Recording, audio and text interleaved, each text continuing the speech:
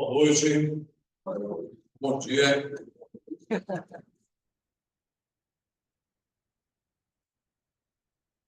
Gálatas capítulo 6, versículo 1 a 10, acabamos de ouvir e acompanhar a leitura. O tema é a nossa responsabilidade da nova aliança. De fato, ao estudarmos um pouco mais o texto dentro, nos aprofundando um pouco mais, vamos entender de fato isso. Como aplicarmos em nossas vidas como cristãos.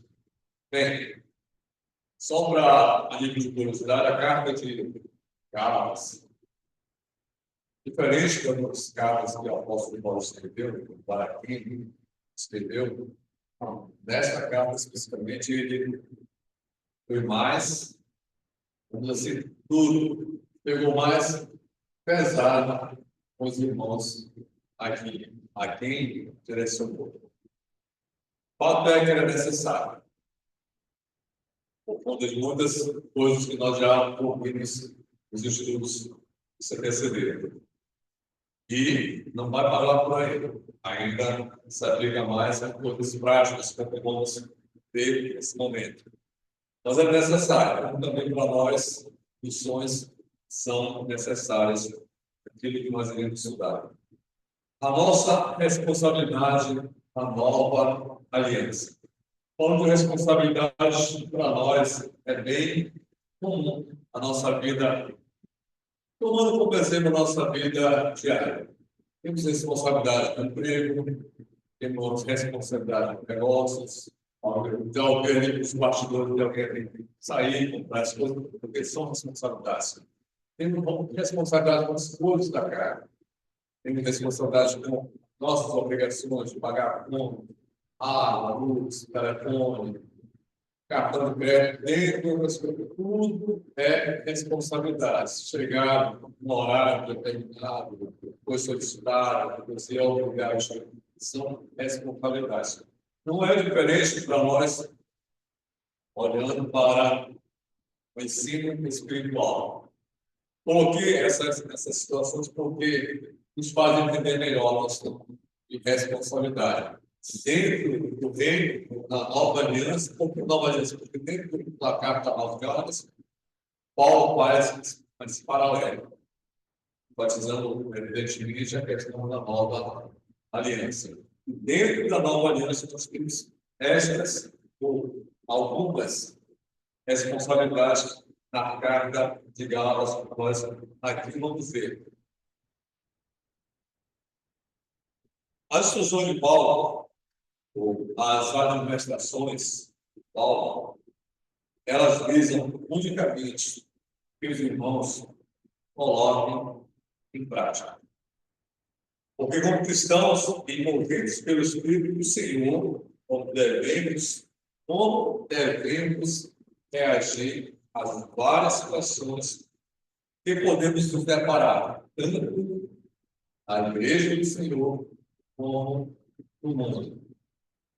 Versículo 1. Irmãos, Paulo já começa assim, irmãos, considerando que Paulo é um judeu, é comum dentro da familiaridade judaica se tratarem de irmãos. Lembra lá no início do Pentecostes, irmãos, que são irmãos. Por que irmãos?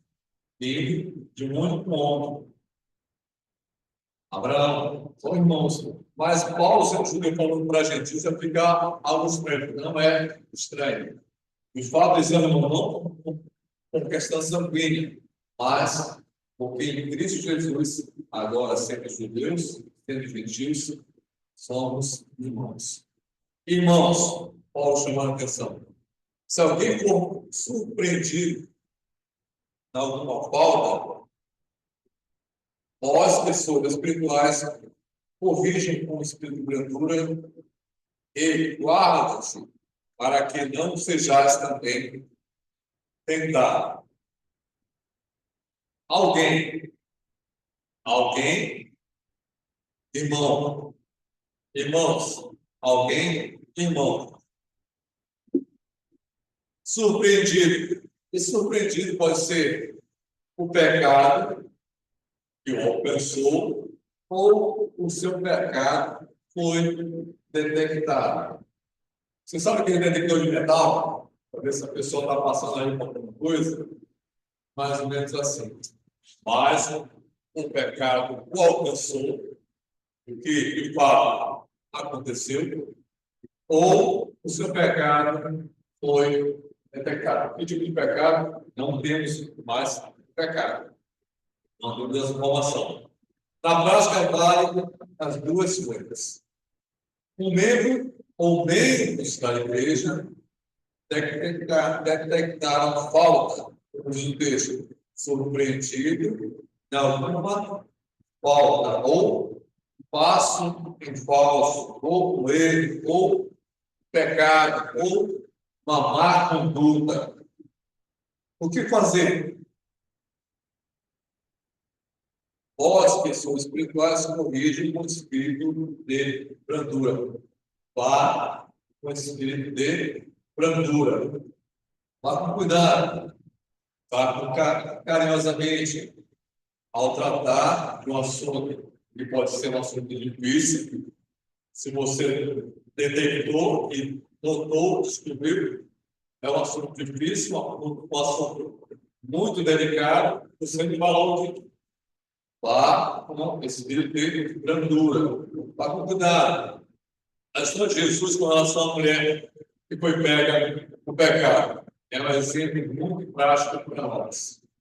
Como ele tratou a situação da mulher? Quando alguns acusadores, algumas pessoas chegaram à mulher acusando daquilo que havia feito e levando para Jesus, dizendo que a lei disse que deveria ser feito.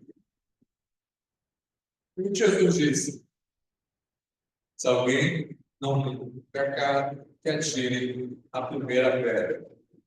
A história de Jesus com relação a essa mulher, pega a mulher, é um bom exemplo para o que nós estamos vendo aqui. Jesus exemplifica como tratar um irmão, ou, melhor dizendo, como restaurar um irmão apanhado em transgressão. Nessa história, a mulher foi pega flagrante de adultério, temos três verdades. O homem pecador não está em condição ou na condição de julgar.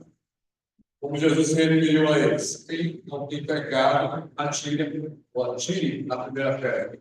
O homem pecador não está na condição de julgar. Segundo, Cristo ele veio para salvar o perdido. Pois um dia, quer dizer, ele veio salvar o perdido, mas isso não exclui ou não minimiza a culpa, que é importante, a culpa da mulher. Por quê? Porque um dia todos, sem exceção, estaremos diante dele no juízo final. Mas neste momento é salvação, restaurar, salvar o perdido. Jesus, terceiro, ele não deixou a mulher no estado em que estava. Só perguntou quem não tem pecado, quem não tem pecado. Não. Ele não deixou ela de lado. Não a protegeu, vamos dizer assim. O que ele fez? A chamou ao arrependimento, dizendo, João capítulo 8, versículo 11, vai, mas vai, porque não peques mais. Ou seja, vai, mas agora não peques. Não peques mais. Paulo, em outras palavras, está dizendo, o objetivo de um cristão com espírito de brandura não é condenar ninguém. Nós não estamos aqui para condenar ninguém, mas para salvar. E se o faz na função dele, juiz, está alinhado, está sintonizado com Satanás, porque ele é o acusador. Segundo Apocalipse capítulo 12, versículo 10, e a história de Jó, capítulo 1, 6 a 12. Esse é o objetivo do maligno, ou o principal objetivo do maligno: acusar, no caso, os servos do Senhor. Mas qual é o objetivo, então? Só enfatizando, corrigir. Irmãos, se alguém for surpreendido com a falta, nós, pessoas espirituais, corrigem com o espírito de educador. Corrigir. Em outras palavras, restaurar. Esse é o objetivo. E o curioso também é que o espírito de brandura tem a ver com mansidão. Em Gálatas, capítulo 5, versículo 23, diz: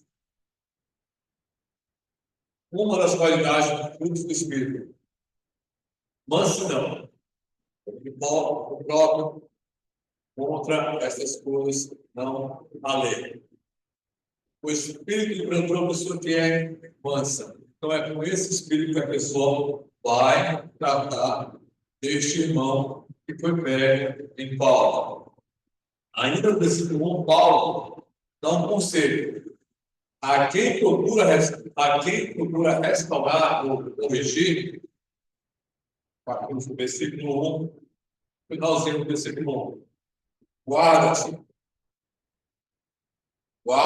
para que não sejas também tentado. Satanás sabe muito bem tentar as pessoas a pecar. Numa situação como essa, a pessoa ela mostra assim, o que vai restaurar, corrigir o irmão, ela mostra-se, ou pode se mostrar, orgulhoso, a ponto de acabar-se, ou se gloriar em si, na condição em que o outro está, fazendo um comparativo que eu sou melhor que ele, guardasse a sua própria justiça sobre o irmão que foi pego em culpa. Por isso, o espírito de brandura, o espírito de mansidão. Versículo 2. Levai as cargas uns dos outros, e assim cumprireis a lei de Cristo. Eu achei que o Elias fosse dar isso pode lá em internet. Cumprireis a lei de Cristo. Ainda com esse pensamento, nós tratamos do versículo 1, levar as cargas ou os fardos, é bem semelhante, não é igual, semelhante ao que Jesus fez. O que Jesus fez? Pois ele levou todo o pecado todo mundo sobre si. Levou o fardo, o peso, o erro, a culpa, as faltas de todo mundo sobre si. Então, o que nós fazemos, ou o que o irmão faz, ou o Espírito de brandura, é algo semelhante ao que Jesus fez. Não é igual. 2 Coríntios, capítulo 5, versículo 21, só para registrar. 2 Coríntios, capítulo 5, versículo 21.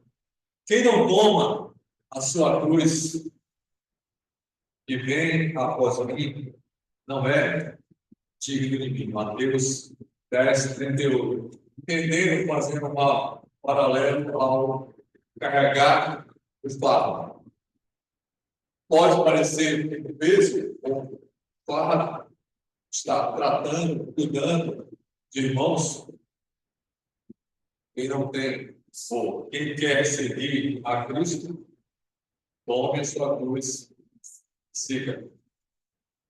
Uma alusão ao cristão estar disposto a levar as cargas do irmão, pois esse está pesado.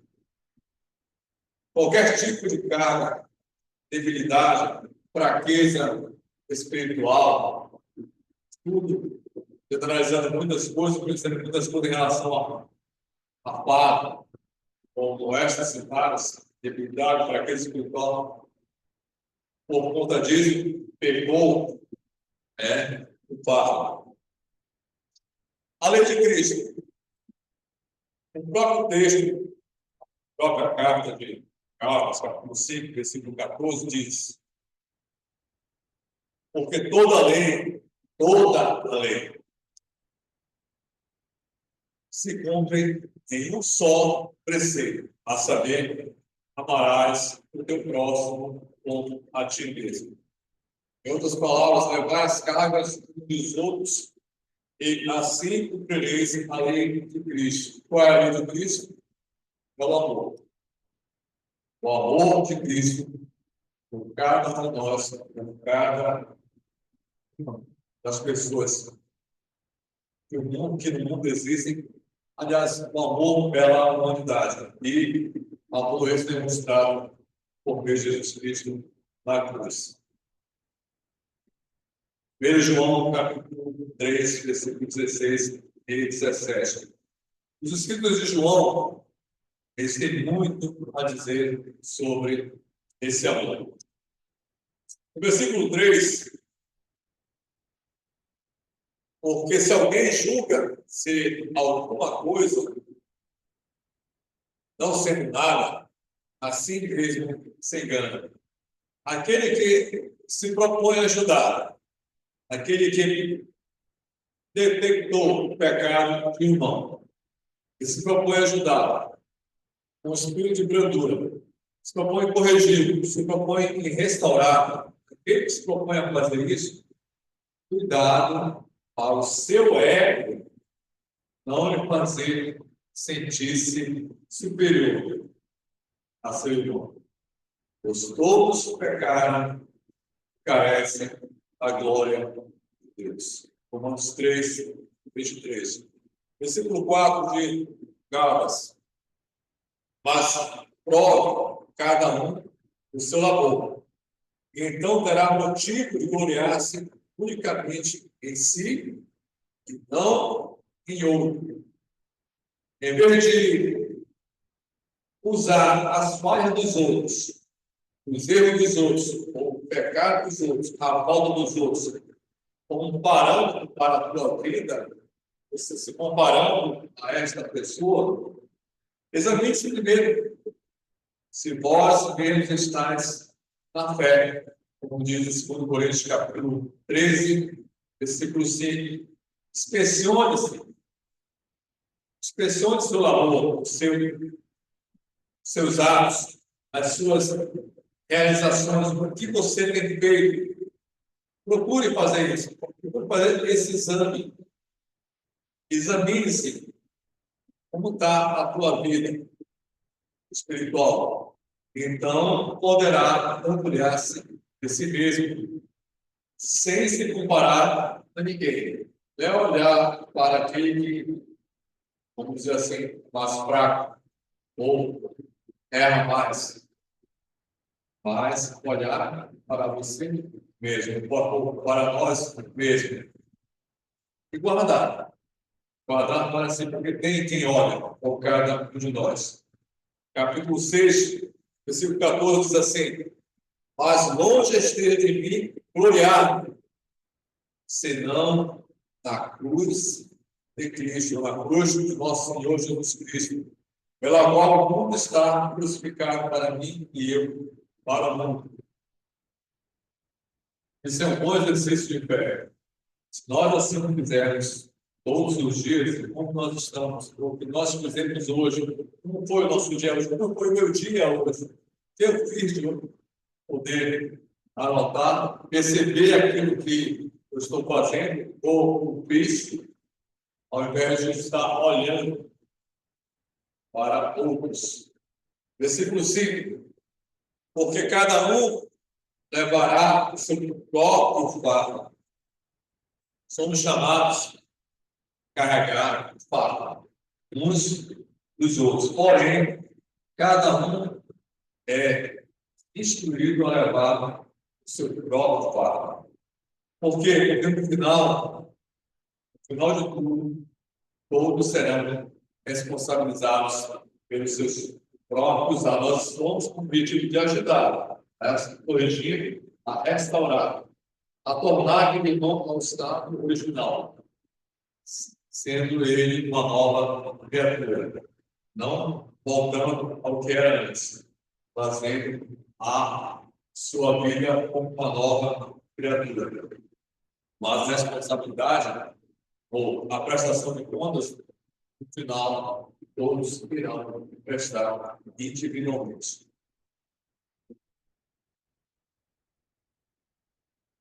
Ainda falando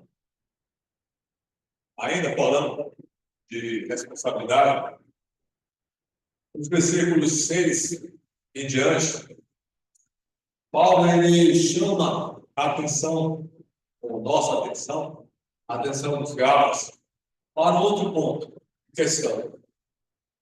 Mas guardem todas essas informações. Versículo 6. Mas aquele que está sendo instruído na palavra,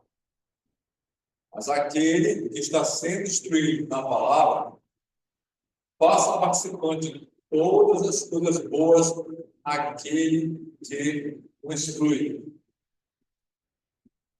O cuidar dos irmãos em Cristo. O dividir as coisas materiais com aqueles que eles ensinam a palavra. O texto não especifica quem, se é presbítero, se é bispo, se é diácono, se é evangelista, se é apóstolo, se é profeta ou pregador. Nós não entendemos bem. Você é um irmão que tem se dedicado ao ensino. Enfim, não há detalhes específicos do tipo de pessoa, de irmão. Mas um exemplo bem prático foi a vida dos irmãos aqui. Irmão Alan, do Júnior, e o Henrique da Torre. A prontificação de irmãos, eles mesmos falaram aqui que eles são custeados por outros irmãos para fazer esse trabalho.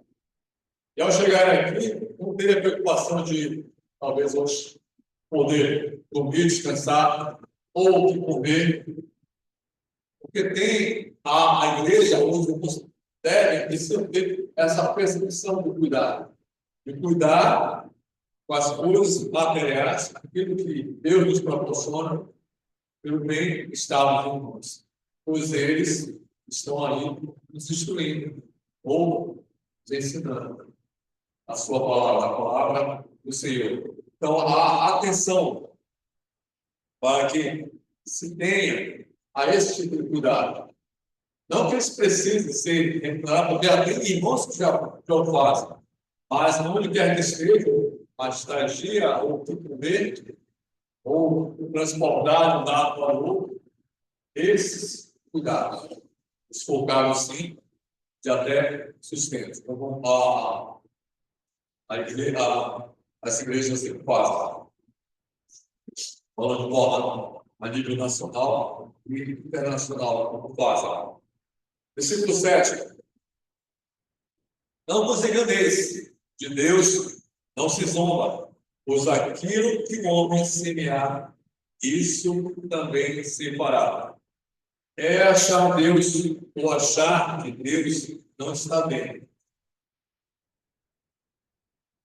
Achar que Deus não está bem o que fazemos, ou deixamos de fazer, com a nossa vida espiritual, ou com nossos bens, com aquilo que nós consumimos, e deixamos de fazer ou o que fazemos. É achar que Deus não está bem.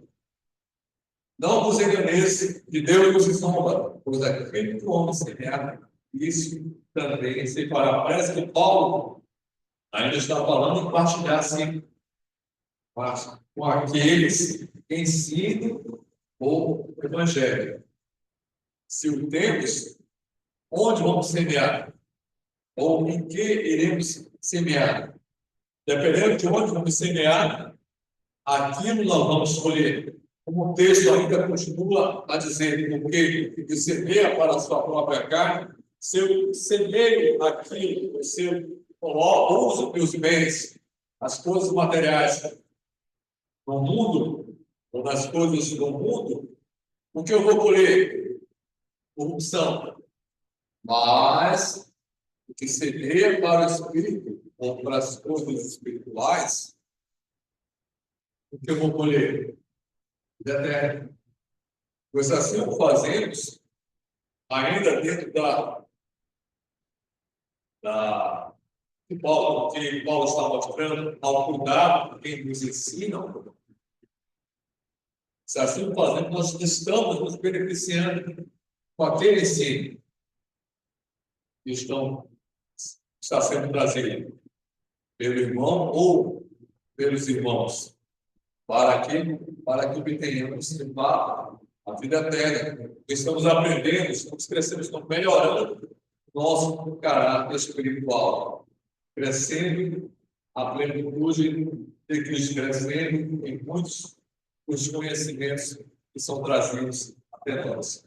E, dentro dessa mesma linha, versículo 9, não nos cansemos de fazer o bem, ainda voltado para esse pensamento, porque ao seu tempo separamos, se não desfalecermos.